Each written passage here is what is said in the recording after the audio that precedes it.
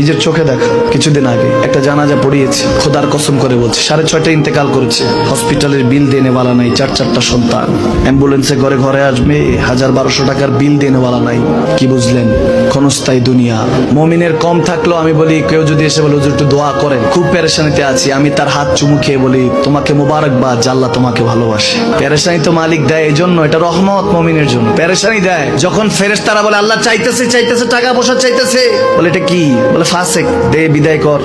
তার চাওয়া চেয়ে বিরক্ত লাগে, বিদায় কর, কি লাগে দে।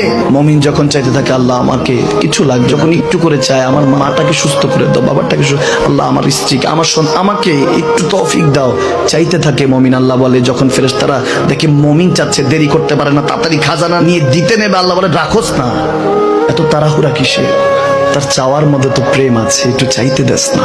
থাকুক না মুমিন আর একটু পেরেশান, থাকুক না, থাকতে দেস না, একটু থাক, একটু থাক।